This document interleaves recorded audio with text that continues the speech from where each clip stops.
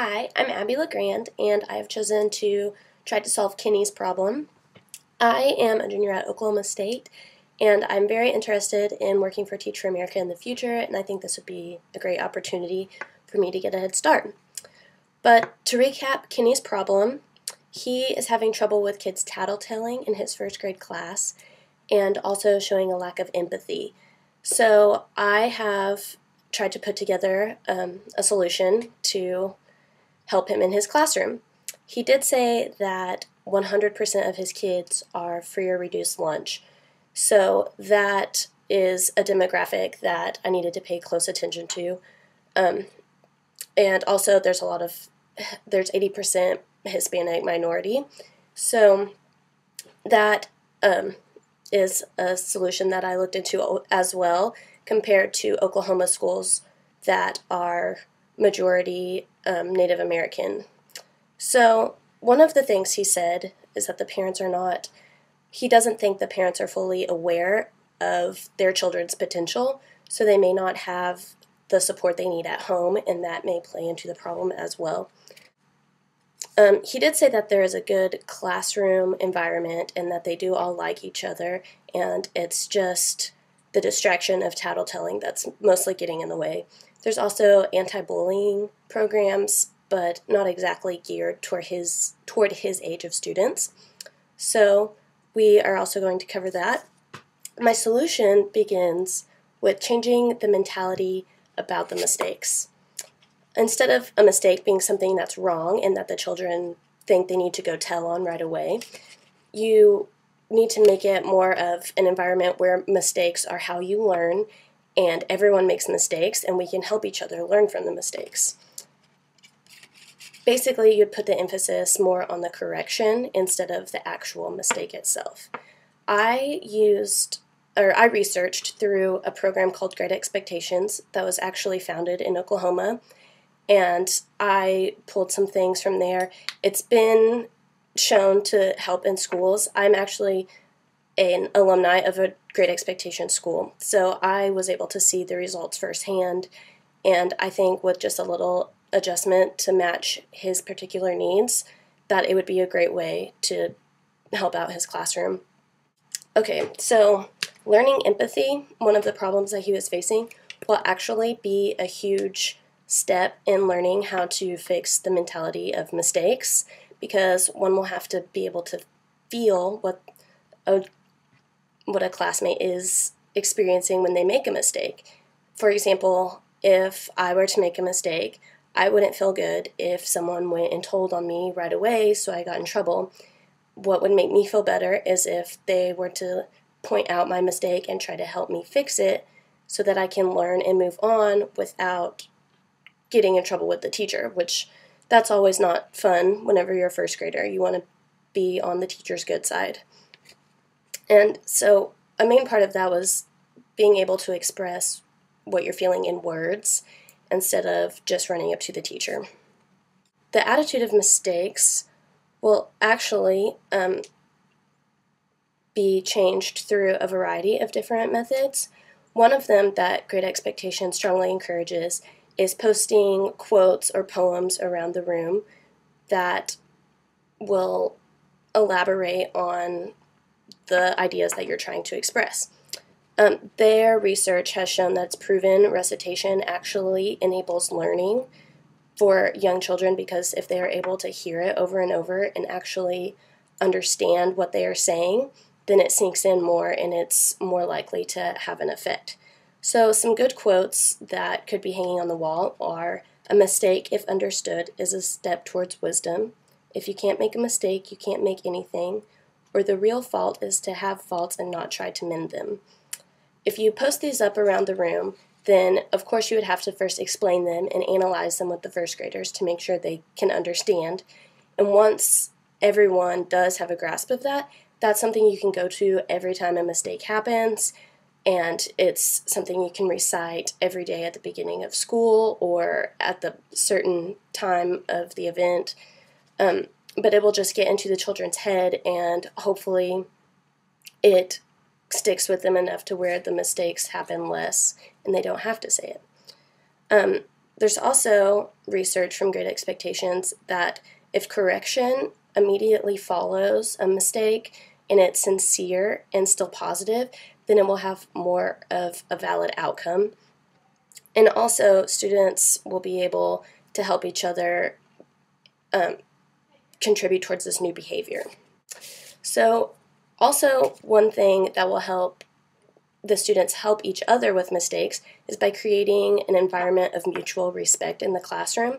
And Kenny did say that his students get along for the most part, but if they are able to learn how to respect one another in a very sincere way, then that will help additionally. Great Expectations implements this by addressing everyone by their first name. So the teacher will give an example of this whenever speaking to the students, and the student should be able to practice doing that with each other. So, for example, you could do activities like popcorn reading, where you're reading out loud to the class, and then you are able to pick the next person after you're done reading. So in order to pick the next person, you would have to call them by their first name. You can also do group work to where they're made to work on their curriculum together, whatever you're doing for that day, and you can supervise and make sure that they are addressing each other by their first name. Whenever it doesn't happen that way, you can always use positive dialogue to change the way they're saying it. So you can always stop them and say, "Oh, I forgot their name. Could you tell me what it is? Thank you. That is how we address our classmates." So the research that Great Expectation has behind this is that hearing your own name builds self-esteem, and it builds a mutual respect between your classmates that you're hearing this from. And it also creates a calm environment because you're not shouting, "Hey, you," or calling each other by mean names. You'll be able to keep the classroom orderly and everyone friendly towards each other. I mentioned self-esteem, and that wasn't in the original problem that Kenny mentioned, but self-esteem does play a large role in how a child acts towards one another. What I have is a sheet that shows a child with high self-esteem and everything that goes along with that. And I've highlighted the ones that I think are applicable to this situation. They're able to act independently, so they don't have to go tell the teacher to get help. They're able to handle their frustration, so they can express in words what they're feeling, and also express feelings is down there, and able to manage stress. The other ones are also very good for a student to have, but those were just the ones I think applied to this situation. And also the fact that he was aware that the parents might not be a great support system at home. By building self-esteem in the classroom, it will help them throughout the rest of their life and give them what they can't have at home. So self-esteem is a very important step that needs to be addressed in this solution. And to build that up, there are a couple different methods to do that. And also, Stephanie Marston, I quoted her, and in her book, The Magic of Encouragement, Nurturing Your Child's Self-Esteem, she said that self-esteem affects every area of his or her existence. So by fixing this, we fix their attitude about themselves, which in turn affects their attitude about others. And so to build their self-esteem, we can create a mutual respect environment by calling each other by their first name and always giving positive reactions towards the good things that they do. That will also help with the tattletelling. If someone is in the middle of doing a distraction in your classroom, you can always turn to a person next to them that is doing something good and give them a positive reaction, and 9 times out of 10, that child will want the praise that the child next to him just got, and so he will quit what he's doing and then return to the behavior that you deem appropriate in your classroom. Another really important aspect of this solution is that it's not a curriculum on its own. It needs to be integrated into your regular curriculum every day. So you can do that by putting literature in your reading that has to do with these types of problems. I actually have a book called Understanding and Care, And this actually teaches empathy. And so here's an example of one of the pages. It says, sometimes people feel angry when things don't go the way they want. Anger may show in a person's face, voice, or body. I can remember feeling angry when things didn't go my way. So what the characters are doing in this story are looking at others' expressions and trying to feel for themselves how they feel. As you saw, it was a very easy reading level, so it would be perfect for first graders who are learning to read, but you are also emphasizing that empathy moral that you want to teach. Also, the same with the quotes and the poetry around the room. You could use those to recite, like the golden rule is always a good one, treat others how you want to be treated, or if you want friends, be a friend is a good one. But if you incorporate this rich literature and poetry, then it involves them thinking and feeling and relating to the characters, and that is one step closer to relating to their classmates in real life. It just starts that empathetic feeling in their brain already. But if a mistake is made in the classroom and someone does slip up and doesn't realize how it makes the other person feel, then you can always just positively reinforce what you want and ask how you would want to be treated in this situation, and if that action that you did is appropriate to that. And of course you'd have to use first grade dialogue so that they understand what you're saying. But once they realize that they are able to be forgiven and then that they can change what they've done the next time, then they can learn from that and take it to the next experience. Great Expectations also has another great method, and it's called life principles. They have many different words like responsibility, respect, loyalty, friendship, that are all values that we want people in our society to have, but aren't always available in the media and at home. And so what they do with the life principles is each week they'll pick a word of the week and explain it thoroughly so that every child understands. And throughout the week, you incorporate it in your curriculum. You give different examples. If someone shows an example of responsibility or something, then you could give them a gold star. And at the end of the week, the class gets to vote on who was the best example of the word, and then they get a certificate. And so by the end of the year, everyone gets to go home with a life principle that they feel proud about and that they have learned and showed in their life, and that sticks with them. I can still remember getting my award on Friday for self-discipline or one of the words, but it just made me feel so good that my classmates voted me for that. And so it also made me respect them and would really pay attention whenever I was voting for my classmates to win also. There may be some principles that are more appropriate for tattletelling, and you could decide those for yourself. If you don't want to go for a full year, you can maybe just do one word throughout the week, or just stick to, or throughout the year, or stick to a couple, 2 or 3, and go back and forth. Another way to help with empathy is called the Magic Triad. It's actually an activity that a Great Expectations user came up with, and she uses it in her classroom every morning. The Magic Triad consists of smiles, shaking hands or a high five, an appropriate form of touch, and saying a nice thing about a person. And so what she calls it is positive daily methods.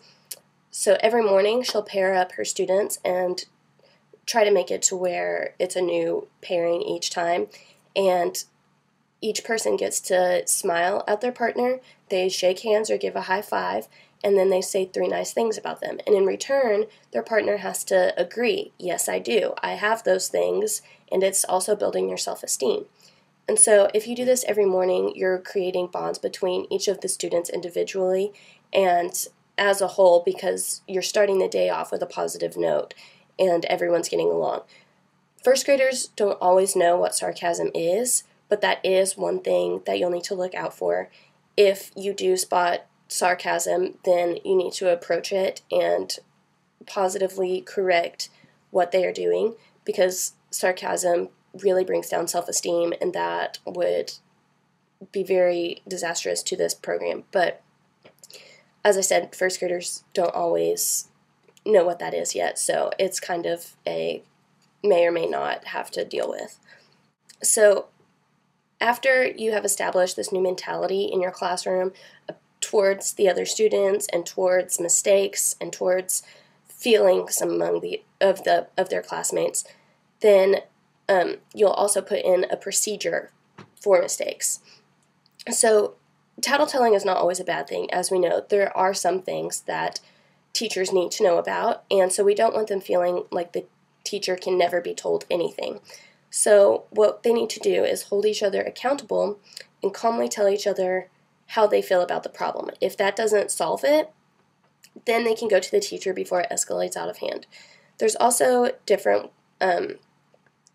situations that could come up, and here's a program or a method to use where you use your hand. And these are the 6 things that are okay to tell the teacher. So if there's fire, blood, someone is sick, there's a stranger, a weapon, or a bully, then those are the appropriate times to tell a teacher what's going on, because the teachers are there to help, and the students don't need to feel like they can never tell their teacher anything. It just has to be important enough to cause a distraction, which was your problem. Another method for solving conflicts out on the playground or during free time is the wheel of choice. And you go through these different options of solving a conflict, and the students can work through it themselves. So there's rock, paper, scissors. If they can't decide who gets to play on the bars, they can use that and then take turns, or they can find another friend to go play with. There's always a lot of things going on, and so maybe leaving a situation would be better than trying to solve it. Using your words, and that would go back to the empathy and expressing feelings. And if none of those work, then you can get help, because, of course, as teachers, we want to be able to help them learn and grow.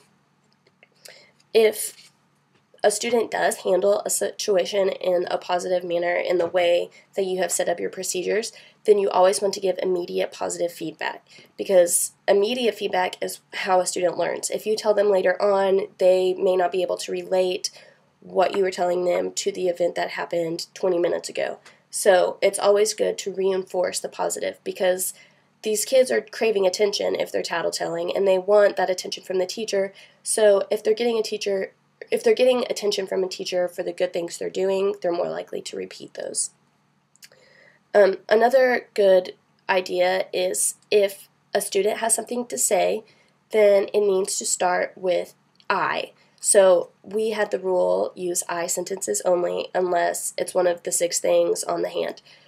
But using the I, it means you're taking responsibility for your own actions, and you can't tattletale on another if you are starting your sentence with something else and then the teacher won't listen to that. So if one of the 6 things that are on the hand are happening, then the students do need to feel like they can tell the teacher. The last thing that I would suggest for using in your classroom is a class creed. We used to have one at my elementary, and I can still remember that every stanza ended in I have pride.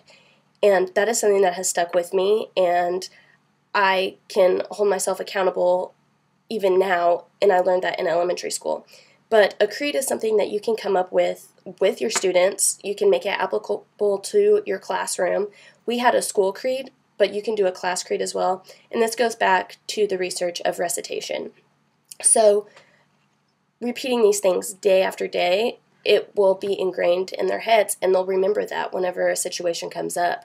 So along with the quotes and the poems that are hanging on the wall and reciting those, they still need to be explained to the first graders and make sure that everyone has an understanding of what it means, or else the recitation is useless. But that is a great expectation program that I found to be very useful throughout my entire life, even after I left elementary school. But I hope that this combination of methods helps you in your classroom, and I wish you the very best of luck for the rest of the year.